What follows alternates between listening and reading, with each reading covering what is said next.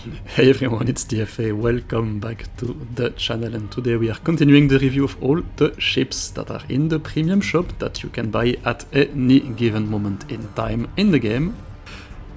And more specifically, today we are going to take a look at the 9 tier 7 ships that are in the premium shop. The tier 8 and the tier 9 and 10 will follow in the last iteration of the guide, because yeah, to be honest, this one is already going to be pretty long and it would have been a little bit too much French accent for you if I had covered all the remaining tiers in one vid. So let's get started.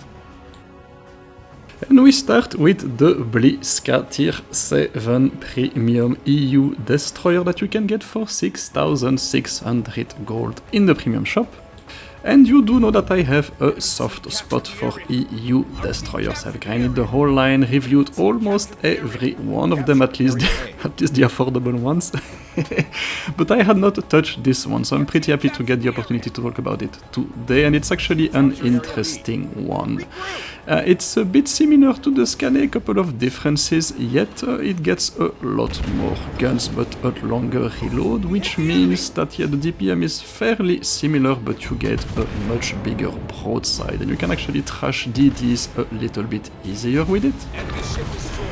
You retain the very fast, low damage, high flooding chance torpedoes of the EU DD line, but you do not get the same range as the Scone, so that's actually okay. You're still getting close to 8 kilometers, and what you're actually trading for that is you are getting 2 smoke charges, and this is what you see me use here.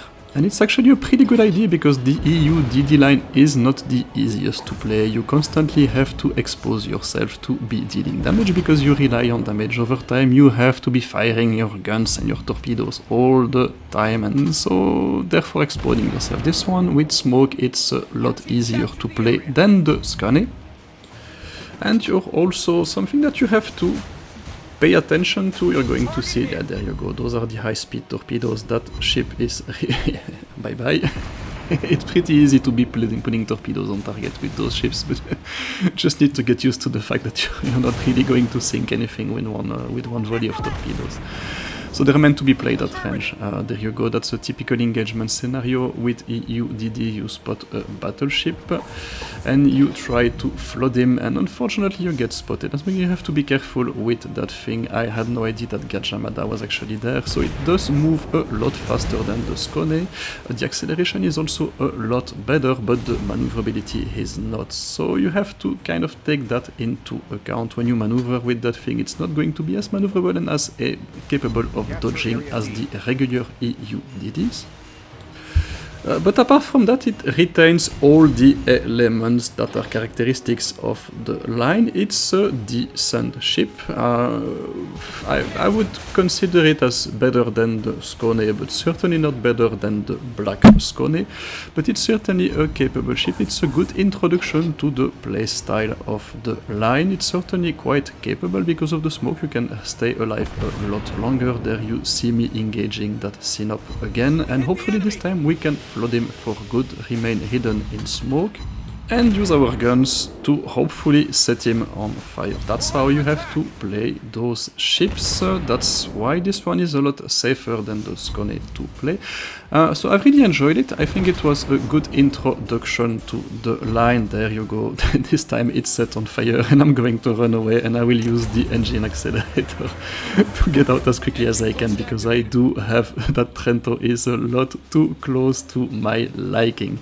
So yeah, Blyska, I would certainly give it 2 stars out of 3. Not as good as the Black Scone that I have reviewed, but certainly very capable and a good introduction to the playstyle of the EU DD line. If you want to see what those are like, then this is a very good example. Can we take out that battleship before I exit the video? It would be nice. Oh no, it's going to take a little bit longer, but that's okay. I think you get the point, huh? Let's take a look at the next one. And here we are. Now we are taking a look at the second tier 7 premium DD, the Leningrad, that you can actually get for 6,700 gold. And it's also a gunboat. It's a lot less torpedo oriented, so it's very similar to the Tech 3 one, except which is the Minsk It's got the same absolutely atrocious maneuverability and excellent top speed. But the torpedoes are a little bit low. They have a range of 6 kilometers instead of the 4.5 kilometers of the Russian DD line, so you can actually use these without getting too close to your target. And you get a smoke instead of the rapid reload, so that allows you to stay a little bit safer or longer closer to the action. Apart from that, it's your regular hybrid between a mini light cruiser and the gunboat destroyer. It's, to be honest, I did not enjoy it a lot. I think the lack of maneuverability really hampers that thing down. It's not super easy to play. You have to get a lot closer to your targets than you ideally would like to, because even though you get a little bit more torpedo range, you are still going to get spotted all the time when you are firing your torpedoes. You're always going to be in spotting range of your targets. And to be honest, I'm not a super fan of I would say the Russian gunboat line, because I really enjoy playing the Russian destroyer line, Udaloy, Grozovoy, etc. But this line, I'm not a super fan of it. I think there are better alternatives in the game, and certainly the Leningrad is capable. I mean, it's a good trainer for the line.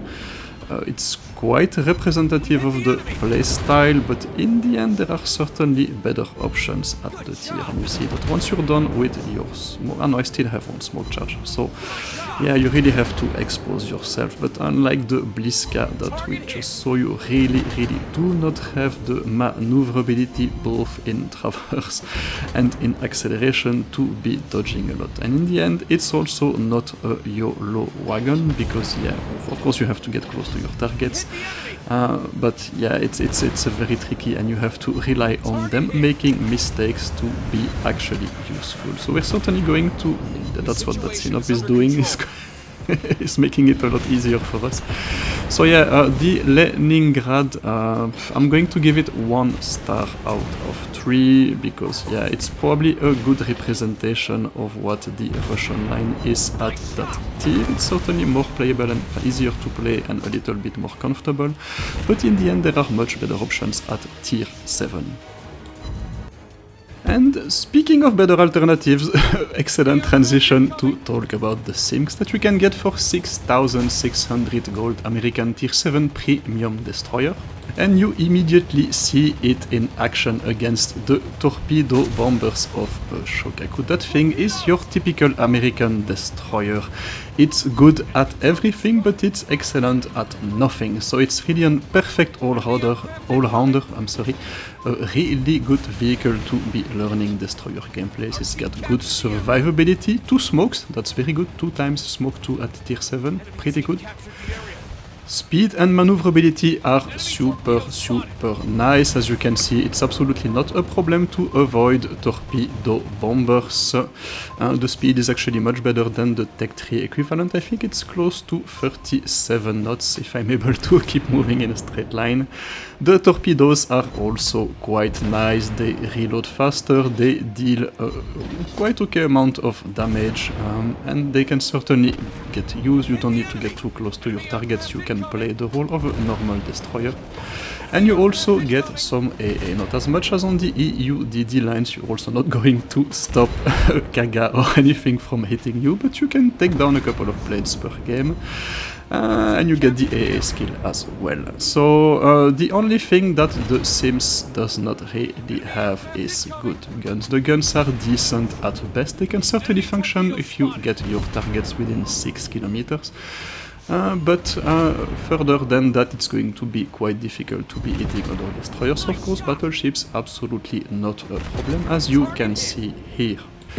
So Sims is your typical American destroyer. It can do almost everything in the game. It can function as a gunboat, it can function as a torpedo boat, it can function as a support vessel.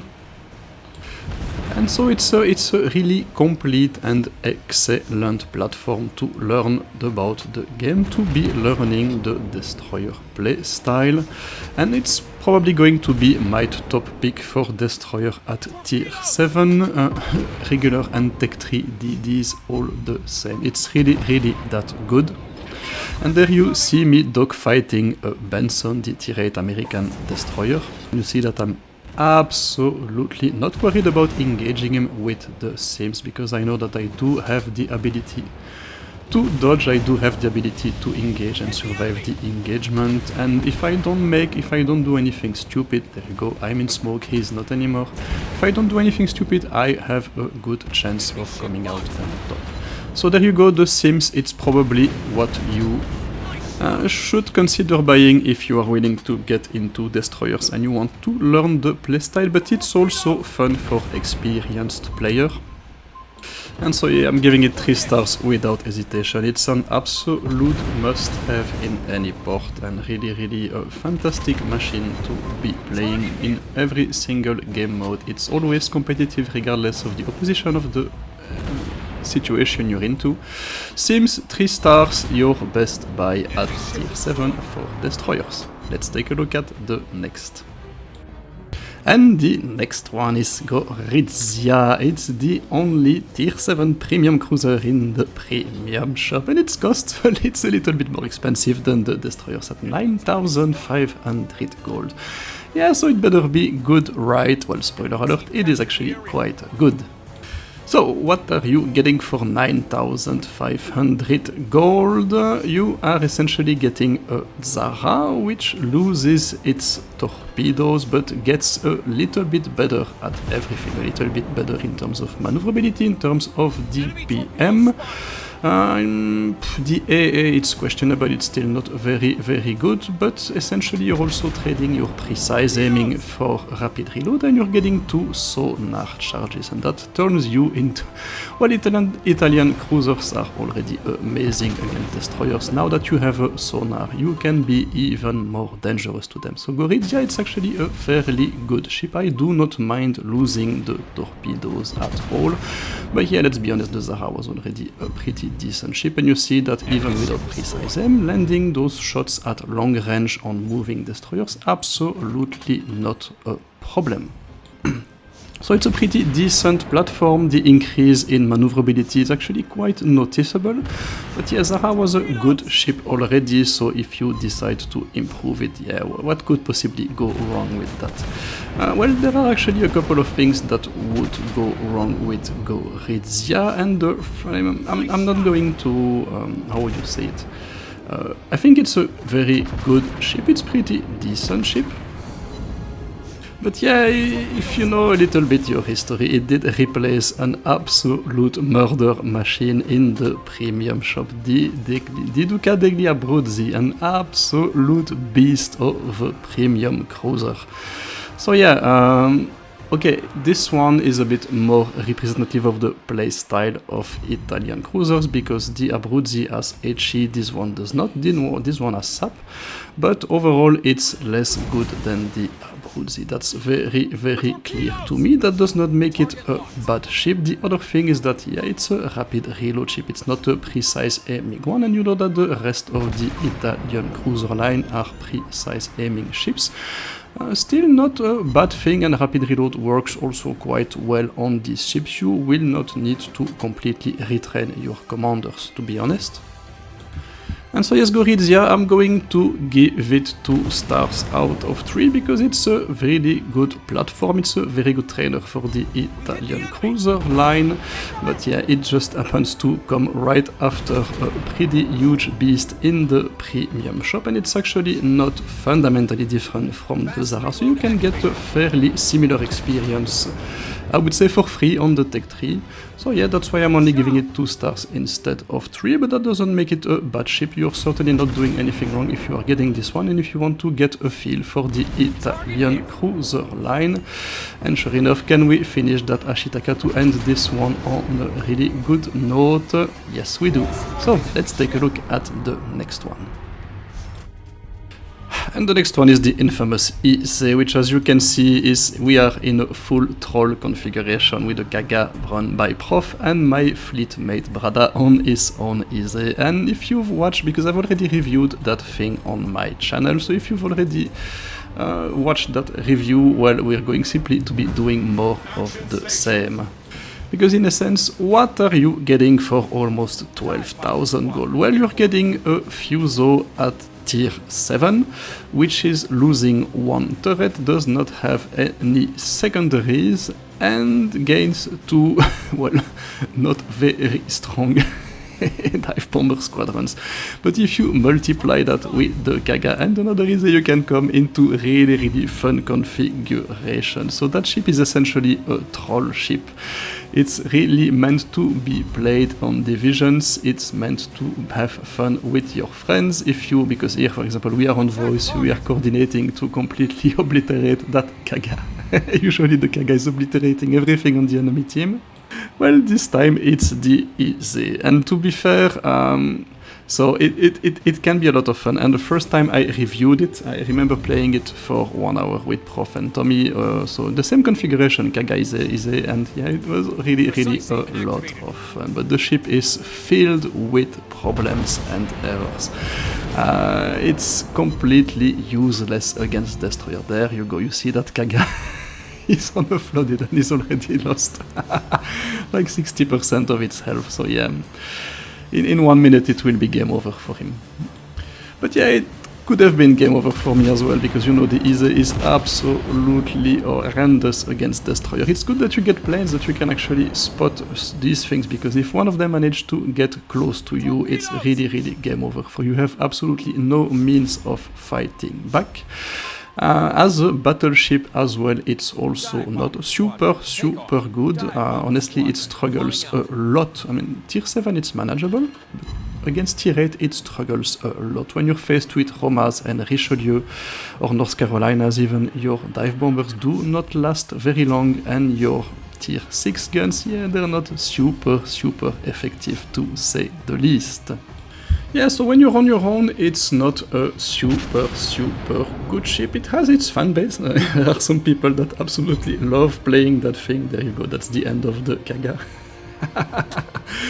Absolutely nothing you can do, and even if it had been any other CV, yeah, when you have so many dive bombers and torpedo bombers coming to you, there's not a lot you can do, to be honest. Maybe a Saipan would be able to get away with it, but yeah, it doesn't have the survivability of the Kaga, and the end result would have been pretty similar, to be honest. The Ise, going back to the Ise, so if you're going to play that thing alone, 1 star, because it's filled with problems. But if you're going to play that thing with friends in teams, some actually tournament teams have been very successful at using this. It's actually a lot of fun in skirmish as well.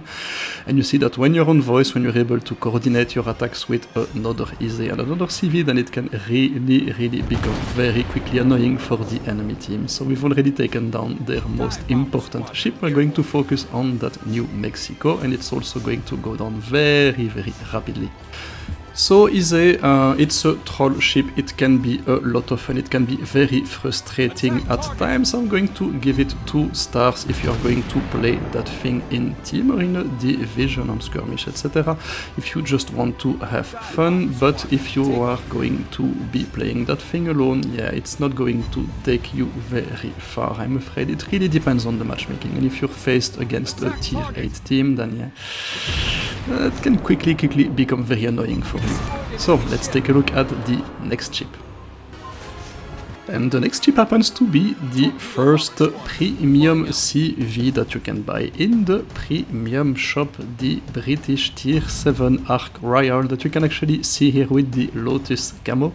And what are you getting for 12,000 gold? Well, here in the gameplay we're faced against the Illustrious, and if you compare that ship to the tier 7, I would say regular Tech 3 CV, you're getting essentially a lot more planes, but with a lot less hit points. So you're getting a bigger strike force as well. Usually your squadrons are a little bit bigger.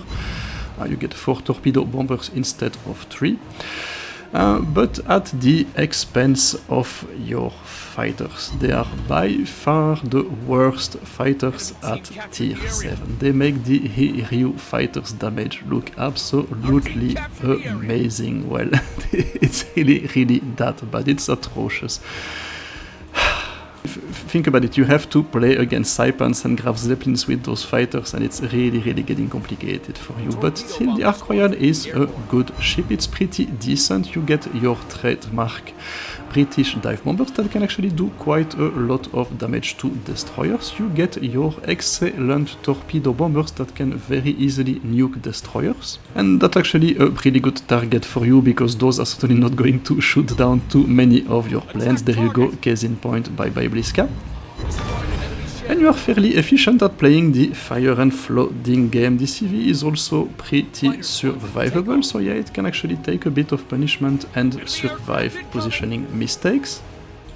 But it's really the fighters that are letting it down. If I have to summarize it in one sentence, it's going to be a more offensive Illustrious. You get a larger strike force, you get more capabilities to deal damage to the enemy team, but you do have to be a bit more cautious with them, because getting deplaned with the Ark is actually quite easy.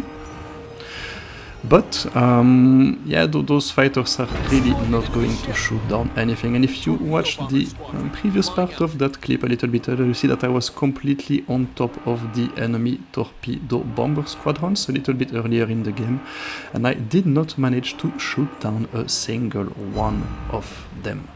So still, it's a pretty decent ship. I'm going to give it 2 stars out of 3 because it can teach you almost everything that you need to know about CV fires, flooding, how to play with your planes, how to manage your squadrons, how to nuke destroyers, how to essentially position yourself without being too punishing when you make a mistake. And it's also a pretty good trainer for the Royal Navy CV line, which happens to be one of the best CV lines in the game. So Ark Royal, 2 stars out of 3. It's a fairly good and complete training package for CVs. Let's take a look at the next ship. And the next one is an absolute beast of a ship. It's the Scharnhorst at 12,200 gold, here with the amazing azure lane purple camo. I really like it. And what a fantastic machine that is. It's really one of the few ships in the game that can truly make you better, or make you uninstall it, depending on your skill level. Let's take a look at that thing. You see me here, for example, engaging a Doria, and there is a Gneisenau right behind it. But DFA, why are you doing that? It's a stupid thing, alone against 2 battleships with a battle cruiser. It's not going to go down very well for you, yes, but I am in a Scharnhorst, and that thing, it has a number of really amazing things going for it. Acceleration, maneuverability, absolutely amazing at tier 7. I think it can go up to 30 knots, so it's super fast, and you're able to pull that kind of maneuvers very easily on enemy ships, crossing the T, getting in their way, getting around them, punching them with your 9 guns while they can only reply with a small portion of them, using the islands at your availability to screen you from the battleship that's right behind it. It takes a lot of skill and a lot of map awareness to do well with that thing. But here, if you invest the time to get to learn that playstyle, if you really take the time to master that thing, wow, what can it deliver for you? I'm engaging that Gneisenau, I'm at half health, is at full health, and you'll probably guess how this is going to end up, because yeah, I'm in a super maneuverable ship. I'm able to run away for any dangerous situation, because yeah, the Scharnhorst is an absolute piece of shit at range. If you're going to play that thing like a traditional battleship, say like a West Virginia, well, it will make you want to uninstall the game. It favors a lot of tactical plays, it favors map awareness, it favors pure skill. It's a real skill cannon. It's absolutely fantastic. If you manage to play it correctly and to get it right, it can go anywhere on the minimap. It can really move around, and there you go, you see me here waiting for that Gneisenau to make a mistake. I've put some distance between us. I've waited until he had shot his torpedoes, because really that's the only thing that you should be afraid of in a Scharnhorst. You do not have a lot of HP. Your armor protection is absolutely amazing, but that Gneisenau has made a mistake. He's actually starting to turn, and that means he cannot keep his turrets on me, and I'm actually able to punch him in the face right away, turn around, use torpedoes to finish him and get in his face immediately, because yeah, I'm a lot more mobile and maneuverable, so you really have to invest a lot of time to get to learn the characteristics of that thing. And once you get it right, once you start getting good at it, then you can actually turn, yeah, you can turn every battle into some kind of a tactical guide. So I was able to show you a couple of instances here, but yeah, it's a really very, very interesting ship. It has a lot of potential, but I made the mistake of buying that thing as my first battleship when I started playing the game, and I did not touch it for 2 years after that because it was absolutely atrocious. My stats with that thing are ruined forever. So yeah, Scharnhorst, I'm going to give it 1 star if it's going to be your first battleship if you're new to the game, and 3 stars if you're an experienced player and you're looking for ways of challenging yourself. Because it certainly is a challenging ship to play, but it's also an incredibly rewarding one.